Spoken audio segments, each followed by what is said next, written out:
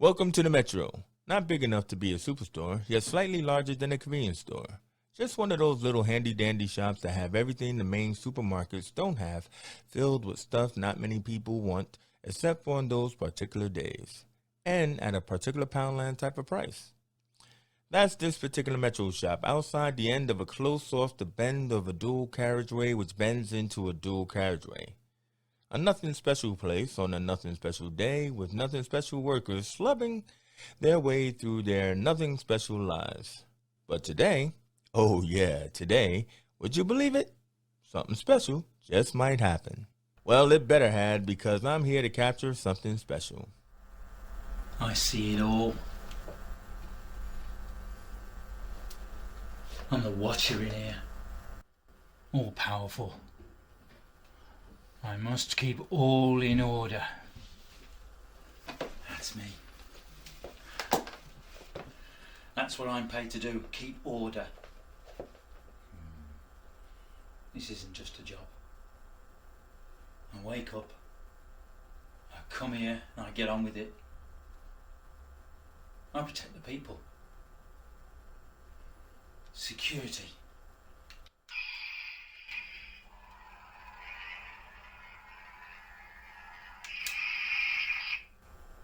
Like Kevin Costner, with Whitney in The Bodyguard. I'm the bodyguard. Put up the shop. This isn't just a security job. It's like being the shop bodyguard. But there's more to do, because there's more people. Like Guardians of the Galaxy. Yeah. So, you have training then? You ready? Be as such. You can't learn stuff like this. You drop your guard for 1 minute, and then BAM!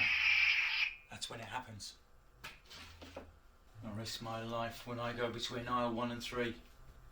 And the cold food aisle. When I come to work, that's how I think. I mean, when I'm on the day shift. You mean like now? Yeah. You see this woman here? It looks like she's innocent. Well, she's never done anything to hurt a fly. The Mrs. Johnson next door type. Yeah. Well, she could potentially rob this shop right now. It could happen. I mean, it does happen. See this guy here? This is Hedge. He's a regular on the shoplifting front. Yeah. You know, every Thursday like clockwork. The guy on the front desk turns a blind eye because he doesn't nick much. Not worth the hassle. But I think he's up to something.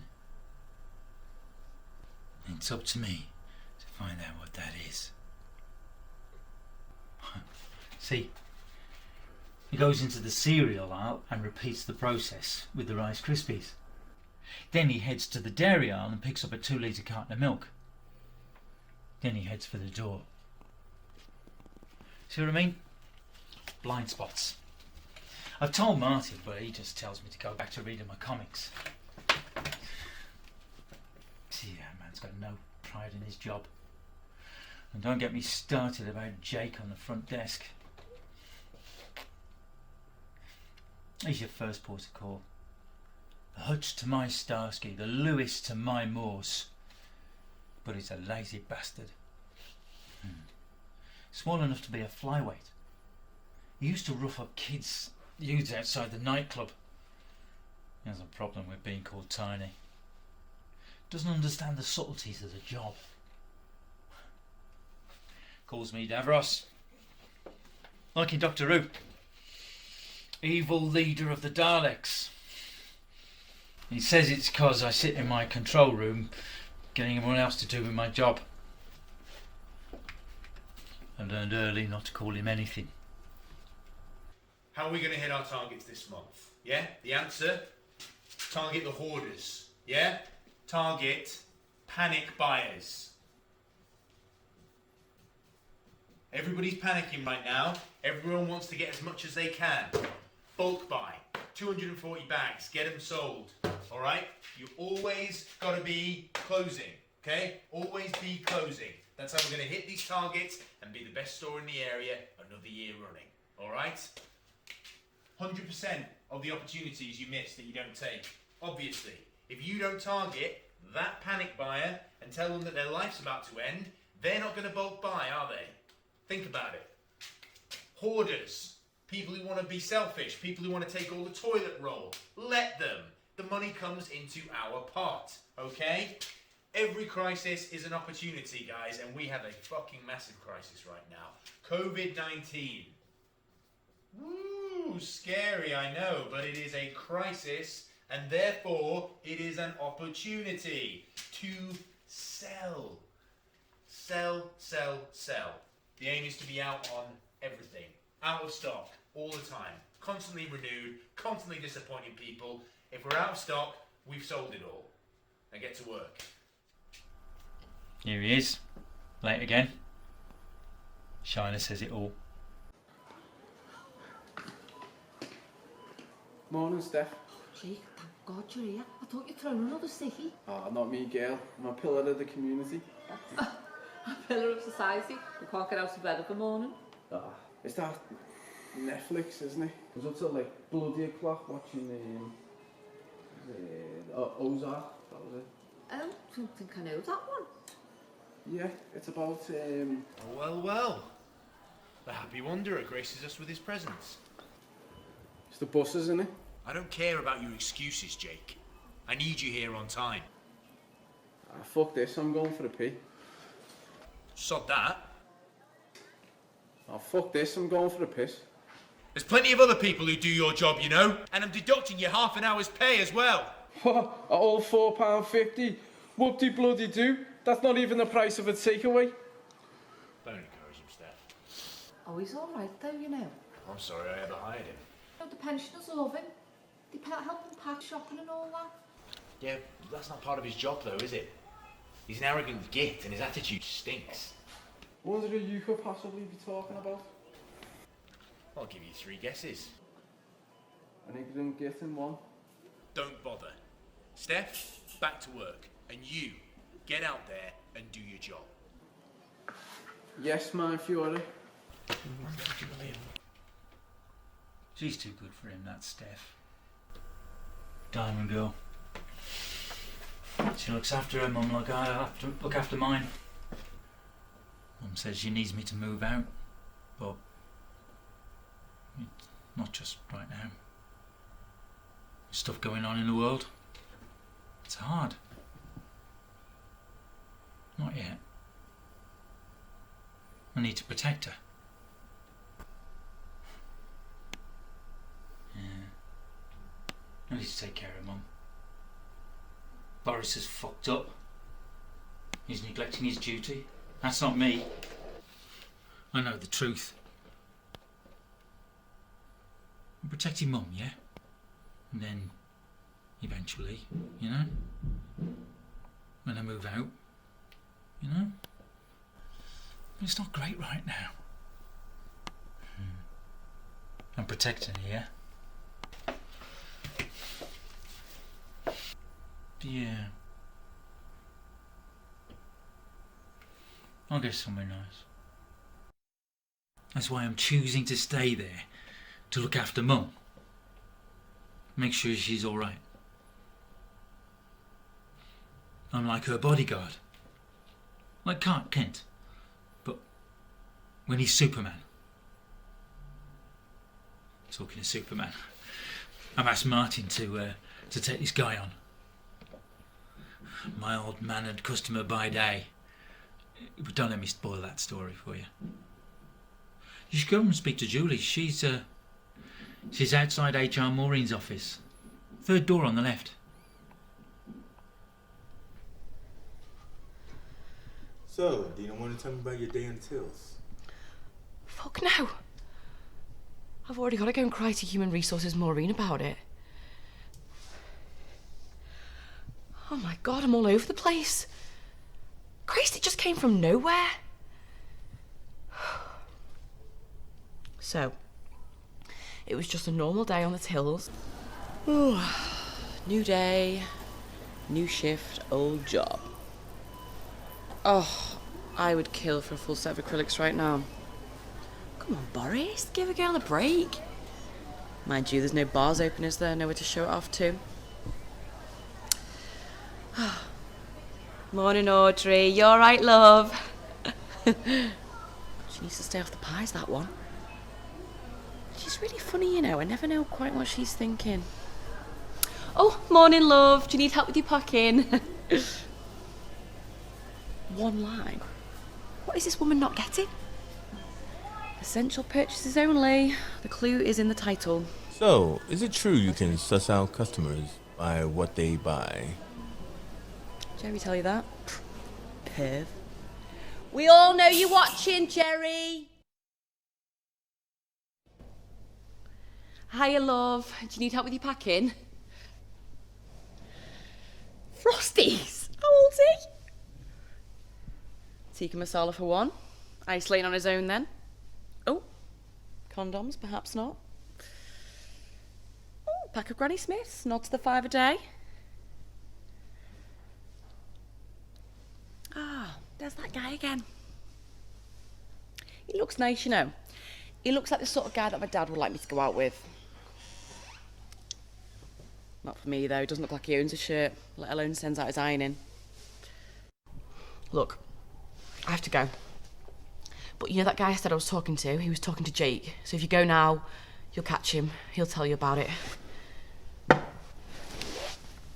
You want to tell me what happened? Every day I go to the supermarket, and every day I see her name badge. Why are you looking at me funny? Julie? Don't fucking judge me. You've got a job. I bet you're going home to a nice warm house and a fridge full of food. I just need a break. Some money. A way out. It's not easy with Strangeways on your CV. At least now I can get some proper food for our Matt. Now my doll's come through. Wonder if I can risk a scratch card. If I ask for one, she looks at me funny, judging, don't you?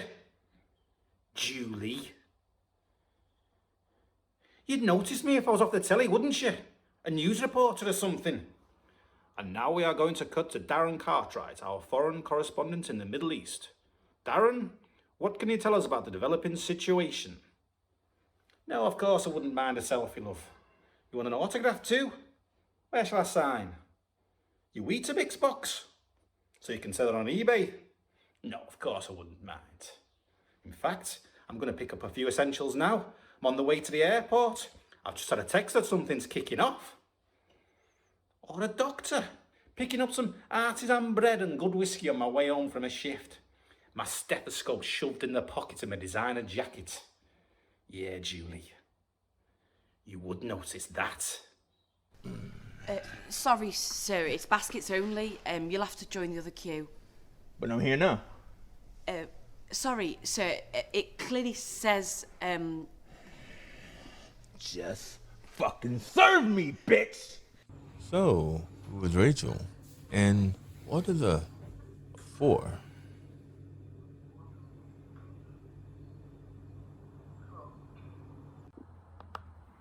How long is she going to be?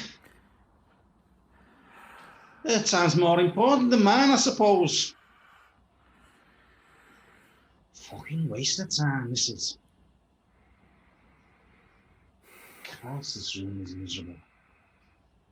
Like all the poor bastards that have to sit here. Shit. Best think of something to say when she asks, and what would you like to share today? Share? I'd like to share out some of my crappy life and some of those rich lazy fuckers with their fast cars and big houses. Sometimes I just want to scream. Tell me what to do in my life. Just tell me. And I'll fuck off and do it. But she'd just nod like the dog off the insurance ad and flip the question back at me. And what did you think you should do with your life? I'm starving. At least my dough soon. I can go shopping on the way home. Thank Christ. how Matt can't have cornflakes and water for his tea again tonight. Oh, shit. I forgot the social worker's coming on later about Matt. Must remember to wake Mum.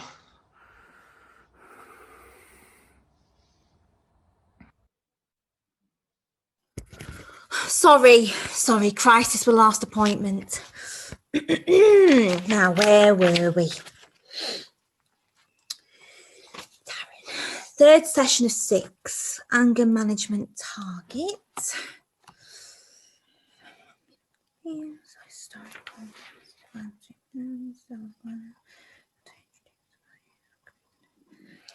Okay, Darren, what would you like to share today? No, it's changed in a week. So, same old, same old. Well, in the last session, we identified potential anger triggers along with desensitizing techniques. As we discussed, we all have stress in our lives. And, well, we decided that if we drew a scale from 1 to 10, an everyday and acceptable and manageable grade for your anger would be a 4. Now, where would you grade yourself on that scale today, Darren? A fucking 15? Right. Would you like to say more? Carried Mam to bed last night after her 3-day bender. She'd wet herself on the sofa. She spent the last of our money on vodka, so Matt had no tea. And I had to pick him up from school early, because he decked a teacher. Again. So the job interview for the bins didn't happen. I had more of a social life when I was inside. Dad in Wakefield and me in Strangeways. A sort of family business. Sounds like your life's going round in circles. You know, Darren, each week you tell me of the difficulties in your life and in particular those that your family are experiencing. I'm wondering if you do this to fill our time here without having to look too closely at yourself. What about your fears, hopes and ambitions? Because, well, for as long as you remember, your life has always been about them. If you had the chance to do something for yourself, how do you think you would feel? To take a risk. To take responsibility for your happiness. How do you think you would feel, Darren?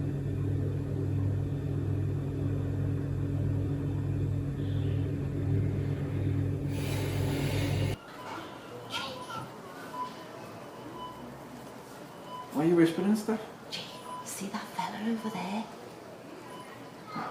The baldy bugger looks a bit shifty. No, the fella in the pocket. It's a bit hot to be out in big coats today, isn't it? I've just seen him put a pair of headphones in his pocket. He's got deep pockets. Does he not know they've got security tags? Get a move on, Columbo. He's Shit! Excuse me, mate! Hey! What the hell happened? Oh, shoplifter just did a runner. Another one? Christ, Jake, why didn't you try and apprehend him? Apprehend him? Are you having a laugh? Even Superman wouldn't apprehend him. What are you talking about? Watch your language in front of the customers, Jake. I'm sick of telling you. What did he take?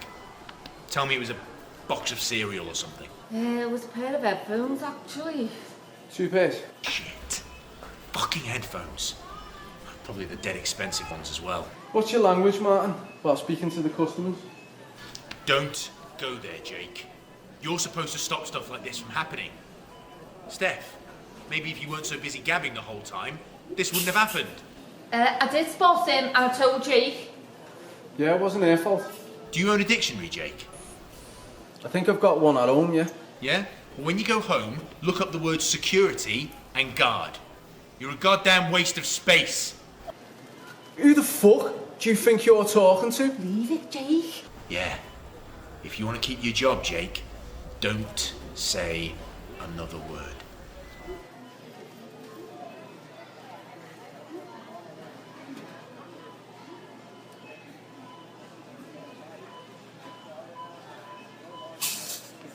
Now get back to work.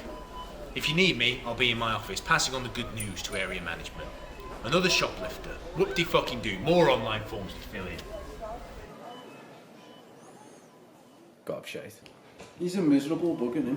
He's under a lot of pressure, isn't he? Come on, Steph. We're all under pressure, you know what I mean? I've got bills to pay, Lecky, you've got your mum, she's got asthma, a lot of worries going on. You don't bring your crap in here, do you? Every day. I know. Look, I need to crack on. Martin's giving me one of his dirty looks again. Yeah, it's the only look that he knows, Martin. Alright, free there, Steph. Do you want to go for lunch? We'll go round the park. You're alright then. I'll bring some of those sandwiches in the staff room, shall I? What? Salmonella City? Go on, I'll catch you later. Oh yeah, baby. Come to Papa.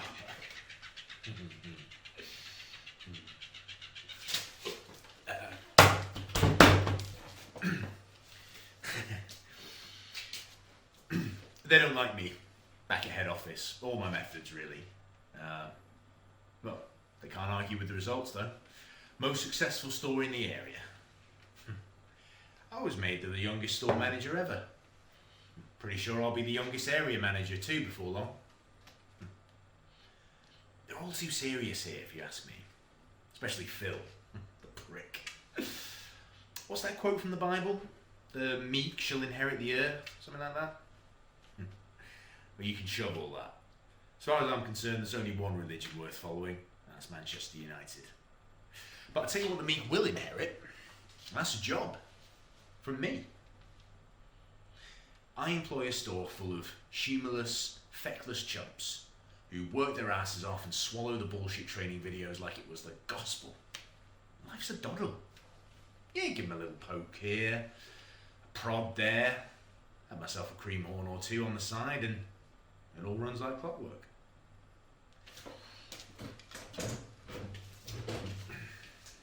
I watch them all from the office window. The minions and the punters and the minions. Yeah, those punters empty my shelves as fast as the numpties can fill it up. There's not really a lot of good that's come out of this COVID nonsense, but I'll tell you one thing, it's done wonders for my sales figures. Poke? Oh, Ask Sharon on Fish about that. She'll tell you.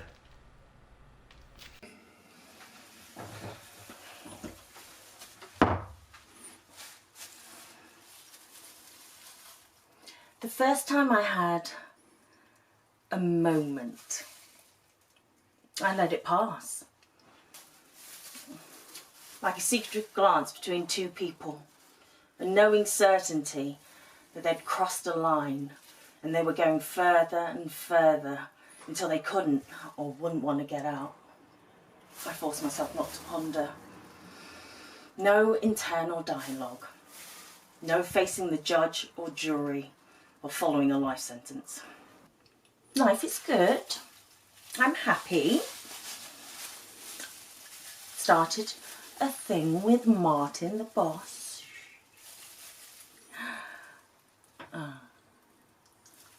Phil, the supervisor, is goose-stepping all around the shop floor. His beady eyes scanning the battlefield for opportunities of advancement. It's 9:50 and Audrey from accounts, as usual, is looking herself in the mirror behind the vegetable counter. So sad. She thinks she's better than everyone else. So I'm surveying my fish empire. My loyal subjects looking up at me with their cloudy, sunken eyes. When a customer comes up to me and asks me to fillet a pair of sea bass, my first instinct is blind panic. And then I say, of course. Picking the chosen pair and turning around to hide the impending massacre, I start hacking away. I scrape the fishy parts into a bag, handed it to her. She smiled, thanked me, and walked off in the direction of cereals. I felt so ashamed. Poor, innocent fish. I had to take myself off to the ladies' room and have a talk to myself. Oh, it was nearly coffee time, so I decided to scrub my hands and get all the fishy bits out from under my nails. I used the lavender hand lotion that had been left behind by Audrey, no doubt. I took Martin his coffee and he took me from behind. We have it down to a fine art. We know that when Audrey exits the bathroom after her daily poo, and we know that she's having her daily poo because strong coffee. That was my cue for ramping up the theatrics from soft moaning to a satisfying crescendo, all to get Martin back to his desk, all ready to go at 10:45. So, back to the land of fish. There I am, back at my fish counter, daydreaming the time away. It wasn't until I was putting the fish back in the freezer things got weird. The silky, soft skin of the fish were glistening under the lights. The trout, in its glorious array of colours, was so beautiful I was transfixed. I couldn't help but run my fingers along the moist, slippery skin. I started to tingle. I wanted to stop, but I couldn't help myself. Phil broke the spell, barking on about wanting some salmon for his dinner and packing up a couple of steaks and put them in a bag. The sex that night was extraordinary. I fantasized that Martin was a giant herring. I didn't have the heart to share it with him, so I let him go home with the big ego. I went home, however, via W.H. Smith's and went to get a copy of Inner Fish by Neil Shubin and a egg cress sandwich, because obviously tuna is off the menu now. I get home and I research fish lovers. Now, lovers in the biblical sense. Never ask what's in a lady's handbag.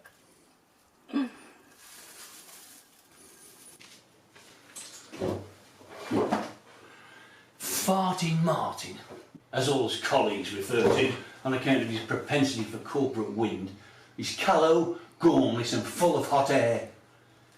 He knows I can see straight through him.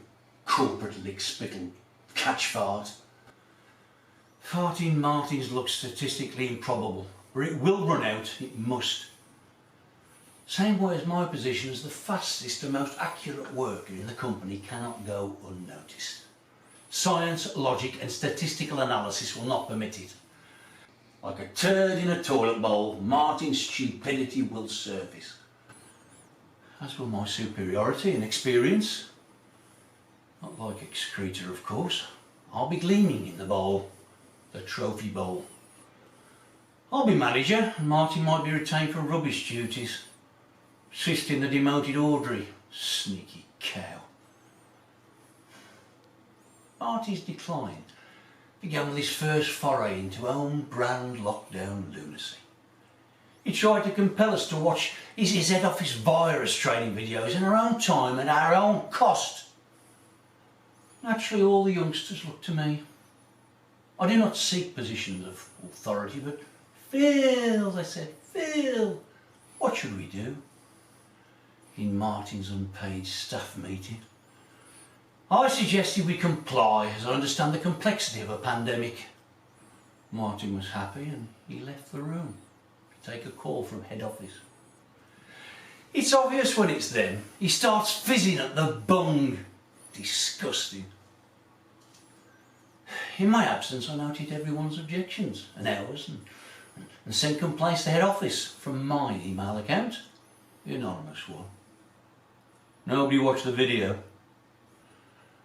A few days later, Martin was drifting around like a hot air balloon, puffed up and stinking of gas as usual, when he started shouting at some perceived misdemeanour, citing the video he'd certainly watched a number of times. It was a sanitising infringement, he said. I would receive a booking, an officious referee, all wind and no whistle. It was a yellow card offence, he stated. One more today, I'd be red and I'd be sent home, sans pay. A penalty would be incurred, he said. It would give him time to reflect, he continued annoyingly. I said, it may be good for him to consider that I was twice the speed of the other shelf stackers and he was basking in my reflected glory. I was making him look good. You might want to think about that before he incurred a penalty of the 300 hours of the dunderheads trying to do my job. And the wrath of head office. Idiot there he is, he didn't know what wrath was or how it was pronounced. Have sniff about it. You won't fool her, even though her mother's asthmatic. That was noted on the video too. Okay, ready to go? Oh, Oh, take your earbuds out, soft lad. Testing your ill-gotten gains, eh? What are you listening to anyway? it's 50 cent. Oh, give us an earbud. Let's listen together. I love 50 cents.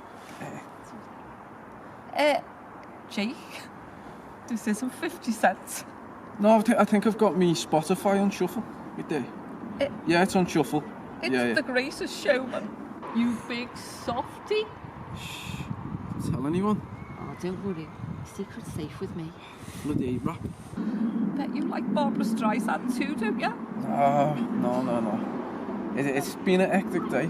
Like, when I took that blind man from the back of the queue and brought him to the front, and like the chaos it caused. I know. So much for everybody who's supposed to be pulling together.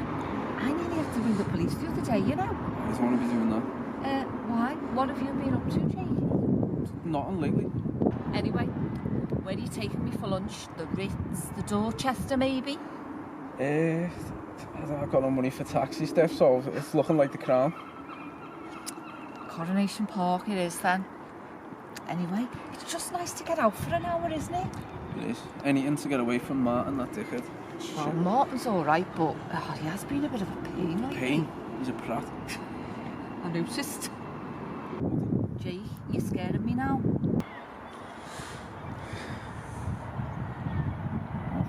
Don't be scared. What have you been up to recently, anyway? I'm fed up, to be honest. I miss going out with all my mates and we chat on Zoom and that, but it's just not the same, is it? So, I see the Crown's still open. Really? Yeah. They've got the manager lets everyone in through the back, and they've got like a secret knock in that. Do you fancy it? No thanks. I have to be careful, Jake. If anything happened to me mum, I'd never forgive myself. We're living in separate rooms and everything. You're taking that serious, aren't you?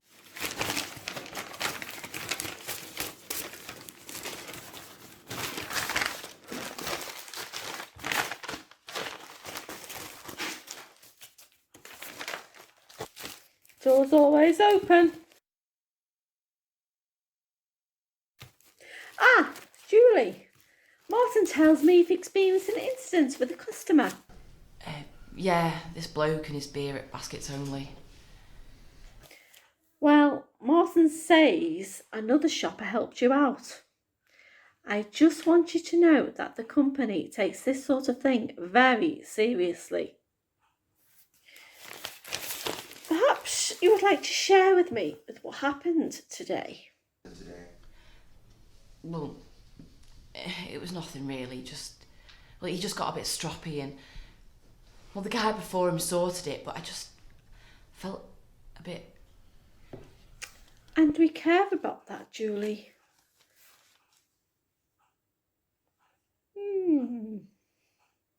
I see that you rejoined the company recently. After a gap of 4 months? Where did you work during that time, Julie? Well, I didn't work at Stuart. He wouldn't want. Well, it would have been fine, but. Oh, that interfering bitch. She ruined everything. Well, what now? Stuart, my ex, we met in a wine bar.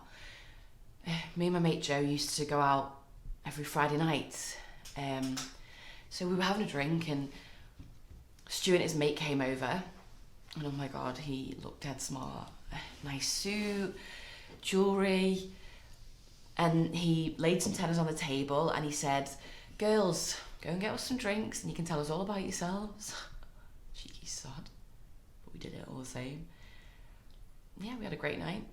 We started seeing each other and yeah, I moved in a month later. I thought I'd struck paradise. Him and his dad ran this really successful firm. He had this gorgeous flat and drove a Jag, and I got my supermarket stuff delivered.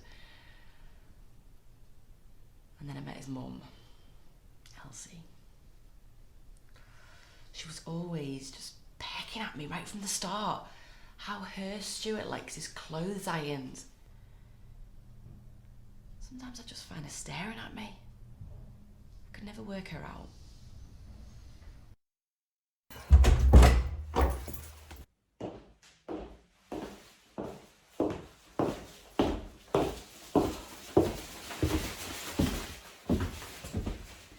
Oh, this weather isn't getting any better. I was stuck in traffic for almost half an hour today. How much? You've missed Stuart. He had a breakfast meeting.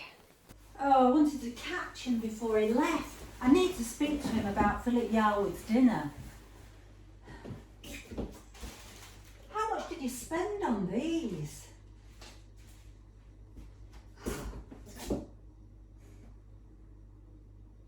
Look, until Stuart and his dad have got the business up and in a good place, is this really a necessary expenditure? I mean, it doesn't take much to iron a shirt, dear. When your nails are dry, of course. Didn't Stu tell you I'm cooking for this investor guy? Eating out is too expensive. You? We've known Philip for years. I always cook for him when he's in town. He loves my vichyssoise. No. If Stuart wants to eat here, then I'll cook. You can help peeling the vegetables. Actually, Elsie, I think you'll find I've got it all sorted. Like sorted his shirts. Is the meal going to come wrapped in plastic too?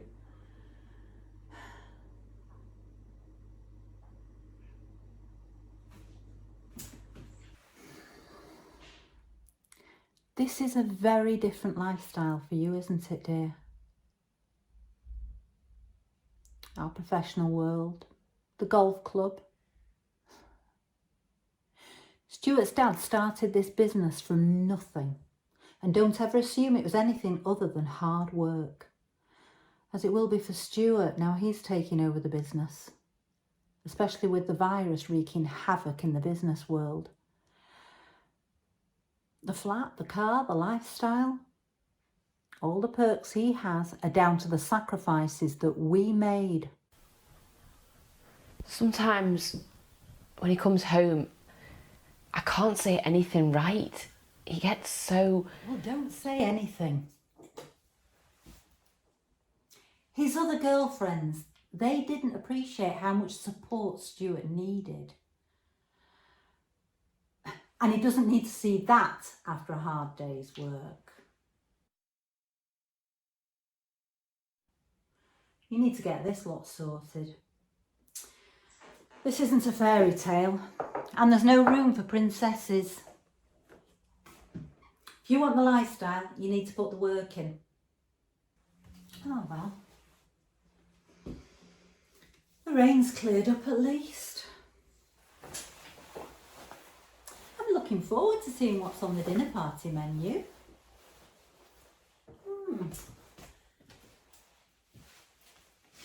It'll make a change to be waited on. Looking forward to it.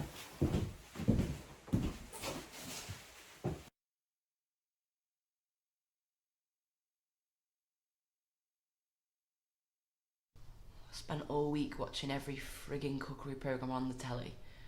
So by Saturday I was knackered. But I did the table nicely with flowers and everything.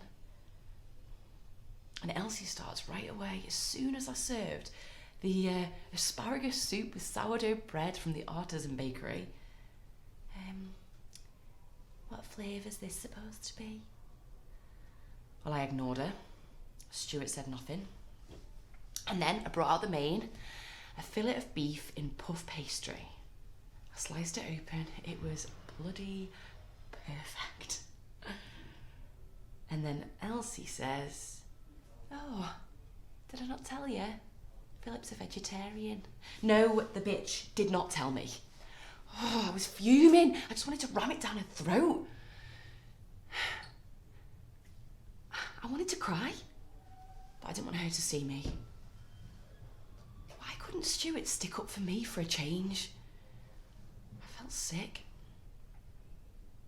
Anyway, they all started banging on about the NHS and Brexit and the virus, like they were on fucking Question Time or something. And then Stuart started talking about the golf club and how he wanted to join the committee. And Elsie says, "Oh, well, they'd be lucky to have you." And I thought, why not just do it, Julie? Just say it. So I said,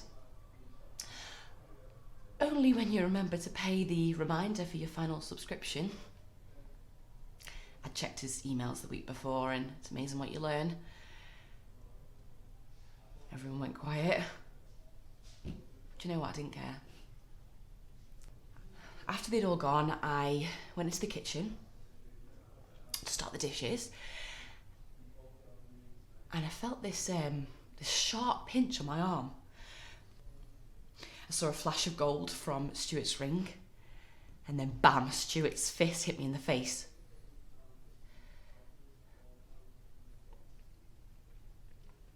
I could taste the blood in my mouth as he started to force a slice of sourdough bread into my mouth, ramming it to the back of my throat. And that was the night that he made me stand in the centre of the bedroom for the full night. 7 long, cold hours stood in the middle of our bedroom in just my nightie. Are you still living there? No, I'm not daft. The next day, I packed all my things, and if I'm honest, some things that didn't belong to me, and I moved back to my dad's. Not before sticking his new cashmere jumper that his mum bought him in the washing machine on an extra hot wash. Excuse us, ladies. We'll see what's going on next door. I was waiting for the right opportunity. You know how it is. Done some courses and that. Don't suppose I'll go in here. Yeah, Jerry on CCTV did mention you, but you'd have to talk to Maureen in HR, and she's with Julie at the minute, so... Heard supermarkets were short of drivers. Like I said, it's nothing to do with me. Could be though, couldn't it? You know, with us being mates. Mates? I'm not sure we are. Of course we are. You and I got history. Need me to remind you?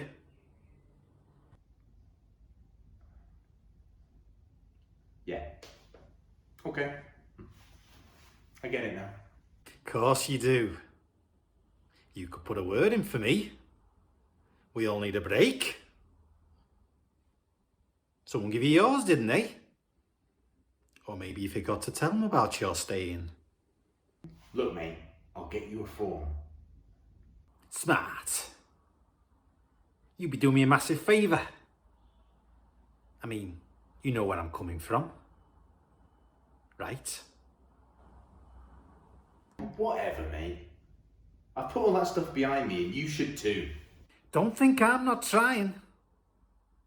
And don't worry. What went on in C Wing stays on C Wing. It's funny how life can change, isn't it? So quickly, sometimes. I was watching that morning. There was a woman putting through what must have been at least a grand's worth of shopping on the tills, including half our toilet roll supply. Another record week. She was good looking too. And then I spot Phil, the prick, hovering around, all puckered lips, about to stick his big nose where it doesn't belong. That idiot thinks we should be limiting purchases under the current circumstances. Bollocks. I'll sell anything to anyone. You don't become the best by refusing a sale. So it was time to turn on the charm and intervene before that fucknut Phil messed up my figures. So I headed downstairs. Phil. You know, he was my one big mistake. In his interview, he'd been like every other weak, pathetic chump that comes to me looking for a minimum wage job. It's my own fault for interviewing him over. Turns out that within that abnormally giant frame of his lives the mind of a spiteful, conniving bastard who exists only to make my life a misery. Well, in my opinion, bastard needs to get his end away. If this was an office or a factory that I was running, he would have been the first one to get furloughed, but no. We're an essential business, so I've been stuck with him this whole time.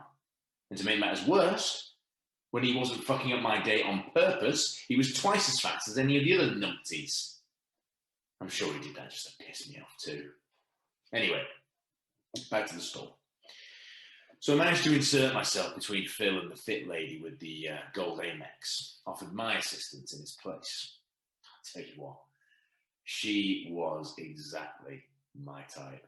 Well-dressed, plenty of money, and that look in her eye that says something like, my husband's away on business and I need a good seeing to. Oh, I'm more than happy to oblige, madam.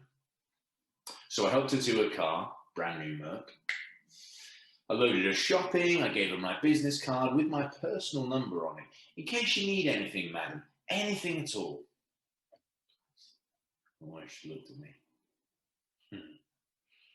I knew it was only a matter of time before I got a call. It's the old Martin Beasley charm, working its magic again. It was only when I turned around to go back to the store, dreaming of some rumpy-pumpy with the Mercedes lady, that, well, the day took a turn for the shitter. Pretty fucking rapidly, too. First portal of doom was an email from the area manager. Said we need to talk. And the attachment that followed was a long and damning list of the numbers that told me my creative accounting skills weren't quite as creative as I thought. And my not strictly legal second income might be rumbled. Fuck. This needed some damage control, quick. So I rushed inside. Got the dirtiest of looks from Sharon from Fish. If my mind hadn't been racing about this shitstorm that had just hit my inbox, the alarm bells would have been ringing, but... Second portal of doom. Text message from the wife. Also said, we need to talk. And below it was a grainy CCTV image of our stockroom. And there, right in the middle of it, was me. Fucking Sharon from Fish, spread eagled on the big soups. Fuck. It stopped me dead in my tracks. My heart started pounding.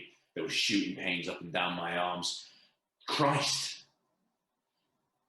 I'm having a heart attack. The end of Martin was when he returned from Mrs. Richteeth, bursting into the store just as the recidivist Hedge was bursting out. Rice Krispies in one hand, milk in the other. "Stop, thief!" Martin shouted and wailed as Hedge caught him an accidental shot with the milk. Farting Martin tumbled before our eyes. The bungling burglar made his escape as normal.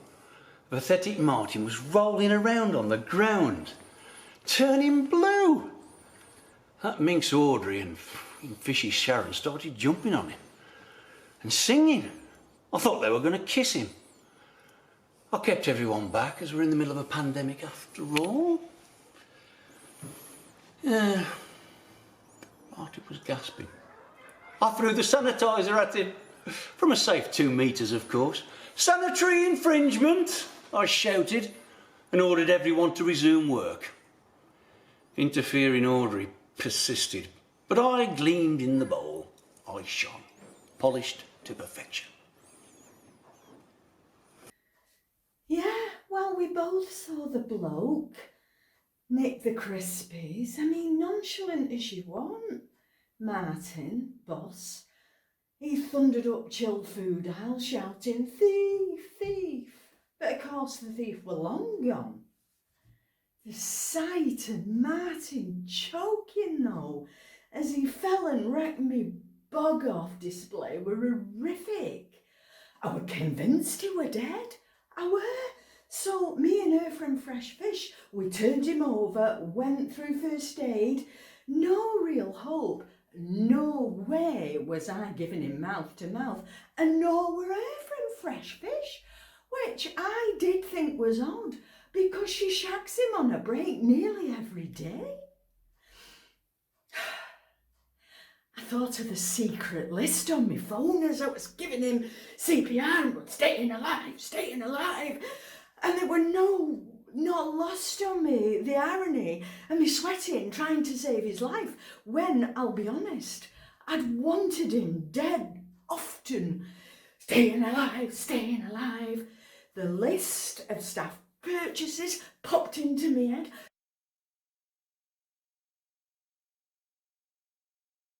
Because Martin always had a full trolley every single week on his staff purchases, and yet he only paid 20 quid. So, staying alive, in my book, he was stealing. Not that he deserved to die for nicking, of course. I had to try and sort everybody. Oh, paramedic tapped me on shoulder and nearly freaked out. I thought he'd dead. I don't know why.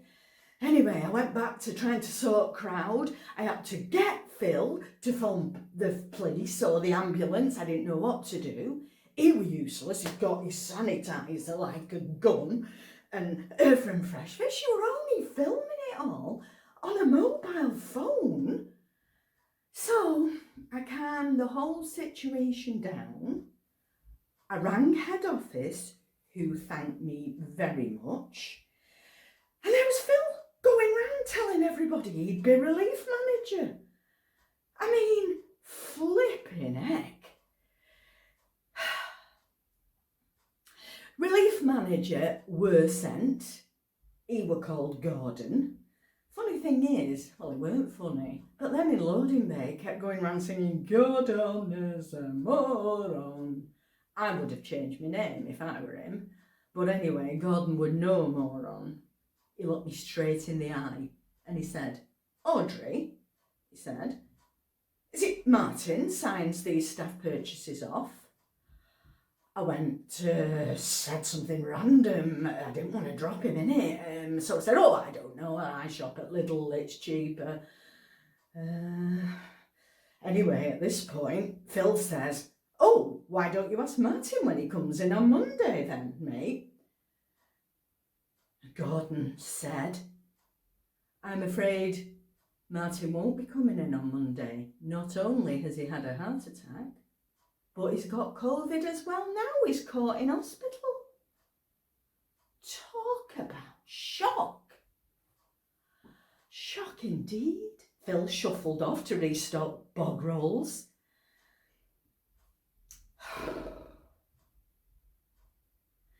It was such a weird day. I mean, you just don't expect that sort of thing, do you? I always thought Martin were a jammy booker. Top job, fancy women, fancy food. He's not lucky now, is he? He always thought he were a lady killer, which were amusing. To be honest, it would have been if he'd fallen on her. Phil were talking his usual big word claptrap. Today's latest were recidivist. I had to Google that one. Absolutely ridiculous. He thinks he's some kind of supermarket Craig David with his big word Tourette's. Anyhow, Phil's been round telling everybody that he's going to be the new manager. In his dreams, the lazy sod.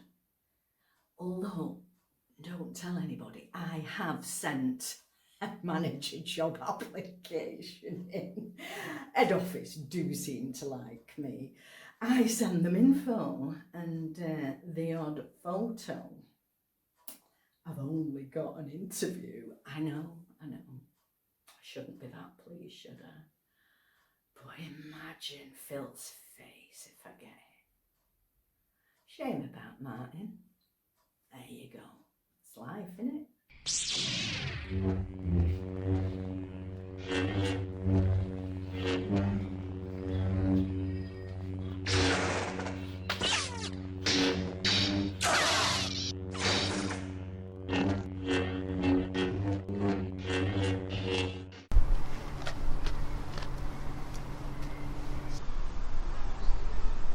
You coming this way? I could be persuaded to go that way.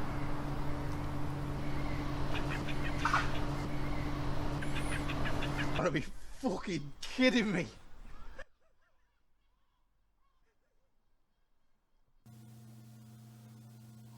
Wow, that is one wacky retail shop.